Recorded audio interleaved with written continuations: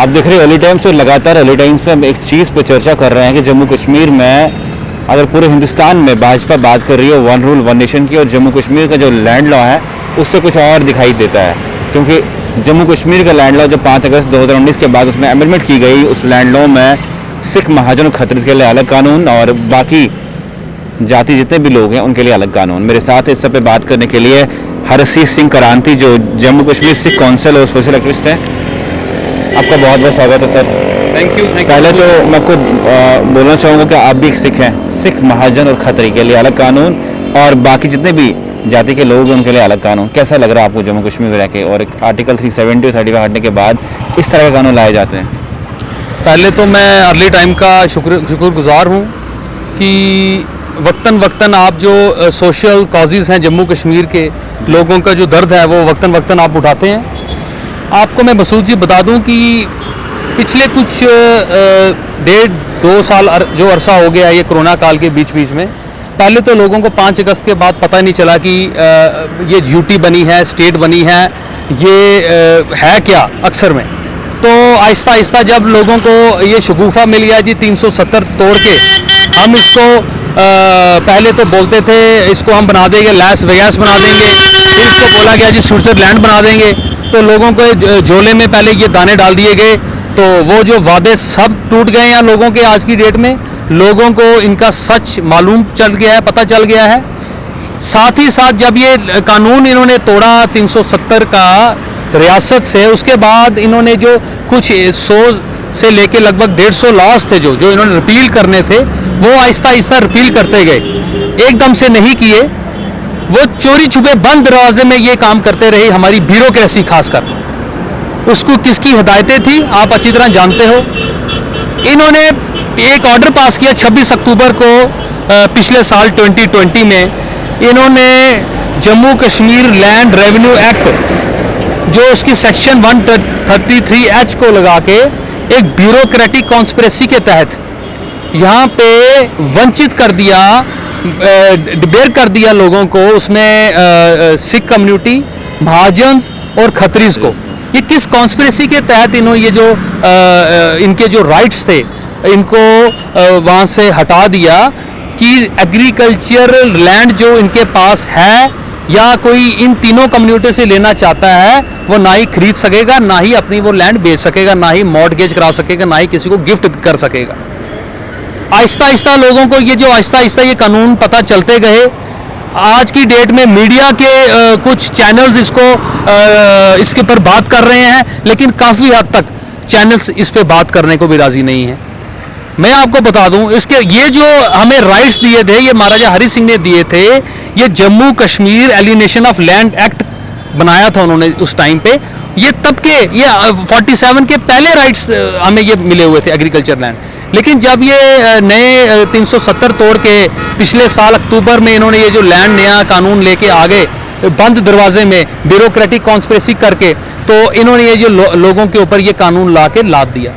मैं ये मानता हूँ इतना बड़ा मुल्क। आप मुझे एक बात बताइए, वन नेशन वन रूल की बात की जाती है और यहाँ पे 2 कानून है, महाजन सिख खत्री के लिए अलग कानून और बाकी लोगों के लिए अलग कानून। क्या आपको लगता है वन नेशन वन थ्योरी जो हम बात करते हैं वो किस हद तक सही यहाँ पे है? मैं उसी पे आ रहा था। इतना बड़ा मुल्क हो और इतनी बड़ी लार्जर डेमोक्रेसी का हम डंका पूरे वर्ल्ड को पीटते थकते नहीं है सुबह से लेकर शाम तक। और उसी मुल्क की एक रियासत में कुछ लोगों के लिए कुछ कानून और कुछ के लिए कुछ कानून, मेजॉरिटी कुछ करेगी और मिनॉरिटीज़ के लोग कुछ करेंगे, और मेजॉरिटी के ही कोई मिनॉरिटी जो तबके हैं उनके लिए कुछ कानून। 10 से 15 लाख के करीब जम्मू कश्मीर में सिख रहता है, उसी हिसाब से 8 से 10 लाख महाजन है, 4 से 5 लाख खत्री हैं। तो इन्होंने कैसे ये दिन भर दिन रात में ये कानून ला के लोगों को उनके हक दिलाने के बजाय उनसे ये छीन लिया राइट्स। और हमारा जो हमारा कॉन्स्टिट्यूशन है जो बाबा भीमराव अम्बेडकर ने लिखा है उसमें साफ अक्षरों पे लिखा गया है इक्वालिटी, राइट टू इक्वालिटी है, हमें राइट टू फ्रीडम है, हमारे राइट टू लिव है, राइट टू एजुकेशन है, तो राइट टू फूड है। वो कहाँ लागू करते हैं ये लोग? और बड़े बड़े दावे कर रही है सेंटर की सरकार कि जम्मू कश्मीर को हम पेरिस बना देंगे, यहाँ पे इंडस्ट्री आ जाएगी, यहाँ पे बड़े बड़े कारखाने लग जाएंगे। जो हमारे पास कुछ थोड़ा बहुत है वो भी आज ये छीनने के लिए तैयार हैं सेंटर की सरकार। और थ्रू ब्यूरोक्रेटिक जो यहाँ पे तानाशाही हमारे ब्यूरोक्रेट्स बैठे हैं बंद दरवाजों में एसी के इस सेक्रेटरीट में, ये ऐसे ऐसे कानून लाद दिए जाते हैं लोगों पे। और जो लोगों के पास कोई 2 बीघे 4 बीघे एग्रीकल्चर लैंड आउटर जम्मू में है भी है, उससे भी वो वंचित हो जाएंगे। तो ये मुझे समझ नहीं आती कि ये ऐसे कानून लाके क्या प्रूव करना चाहते हैं। ये आपने बात की ब्यूरोक्रेट्स की, मैं भाजपा के बड़े लीडर्स ने बात करने की कोशिश की और उन्होंने कहा कि ये जो जितने भी कानून बनते हैं ये जम्मू के ब्यूरोक्रेट्स बनाते हैं, हमारा कोई रोल नहीं है। और हमने चिट्ठी लिखी। क्या आपको लगता है केंद्र जम्मू कश्मीर सरकार चला रहा है आज के टाइम पे, केंद्र से जितनी भी डायरेक्शन आती है जम्मू कश्मीर में इंप्लीमेंट होती हैं, केंद्र की पार्टी यहाँ भाजपा है, तो क्या लगता है भाजपा का कोई रोल नहीं इसमें? देखिए, भाजपा वो पार्टी है जो हिंदुस्तान पे रूल कर रही है, शासन कर रही है। तो ये बड़ा बचकाना सा उनका जवाब है। और नाटकीय ढंग से हमें कह दिया जाता है कि ये ब्यूरोक्रेटिक प्रोसेस बिना पॉलिटिकल सिग्नेचर्स के, बिना पॉलिटिकल फैसलों के लिए, बिना ब्यूरोक्रेटिक तो कुछ करे, उसके पास तो कोई पावर ही नहीं है। उसको तो जो हिदायतें दी जाएंगी, पॉलिटिकल हिदायतें जो हमारी मिनिस्ट्री देगी, पीछे से होम डिपार्टमेंट देगा, जो कि हम यूटी उसके केंद्रीय की सरकार देगी, तो यूटी उसी के अंडर आती है। और जैसे जब कानून यहाँ पे लाद दिए जाते हैं, जब बेनिफिट कोई दिया जाता है, तो तब तो हमें ना ही टोल प्लाजे हमारे यहाँ से जा रहे हैं, यूटी के होते भी टोल प्लाजे यहाँ पड़े हुए हैं। और काफ़ी चीज़ें मैं आपको और काफ़ी चीज़ें ऐसी गिना सकता हूँ जो कि हमें यूटी की जो बेनिफिट्स है वो नहीं दी जा रहे जम्मू कश्मीर की रियासत को। तो मैं आपके माध्यम से अपील ही कर सकता हूँ, एक आम नागरिक के होते मैं अपील ही कर सकता हूँ कि ये जो गूंगी बहरी सरकार वहाँ बैठी है, इस तरफ ध्यान दे और इसको जल्द से जल्द रिपील करे, लोगों को राहत दे, ना कि लोगों की मुश्किलें और बढ़ाए। और हमें ये पहले बता दें कि हमारी रियासत को स्टेट का दर्जा मिलेगा या इसका 370 जाएगा आएगा। एक अपील पड़ी हुई है सुप्रीम कोर्ट में, उसका भी कोई पता नहीं है। तो ये चीज़ें इनको सरकार माँ बाप का साए की तरह होती है अपने लोगों के ऊपर। ये तो ऊपर से माँ बाप का साया क्या देना था, इन्होंने उल्टा हमारे जो कानून थे, हमारे जो हक थे, हमारे जो राइट्स थे, जो सिविल लिबर्टीज थी, उनको ही ख़त्म कर दिया।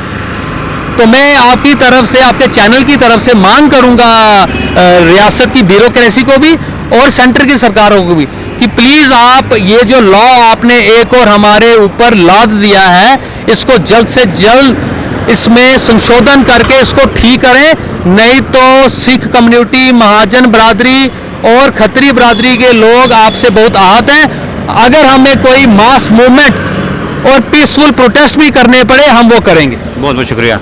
लगातार जम्मू कश्मीर में आर्टिकल 370 और 35 हटाने के बाद बड़े बड़े वादे केंद्र सरकार की तरफ से किए गए और केंद्र की पार्टी भाजपा जम्मू कश्मीर में अभी भी है। और अगर केंद्र जम्मू कश्मीर को चला रहा है तो केंद्र में जो केंद्र की तरफ से कानून लाए जाते हैं तो वो फिर भाजपा पार्टी क्यों नहीं संभाल रही है। जब हमें भाजपा पार्टी सवाल करने की कोशिश की कि जम्मू कश्मीर के सिख, महाजन और खत्री जो हैं वो इस कानून से परेशान हैं, उनका जवाब था कि हमने चिट्ठी लिखी हुई है। लेकिन वो चिट्ठी लिखते हैं और चिट्ठी का जवाब आज तक कभी नहीं मिला। हम उम्मीद करते हैं लेफ्टिनेंट गवर्नर जम्मू कश्मीर और जितने भी केंद्र के बड़े बड़े दिग्गज नेता हैं जो जम्मू कश्मीर का फैसला लेते हैं वो इस पर ध्यान दें, क्योंकि महाजन, खत्री और सिख का भी उतना ही हक है जितने बाकी जातियों का हक जम्मू कश्मीर की ज़मीनों पर है। फिलहाल ये इतना, आप देख रहे हैं टाइम्स जम्मू।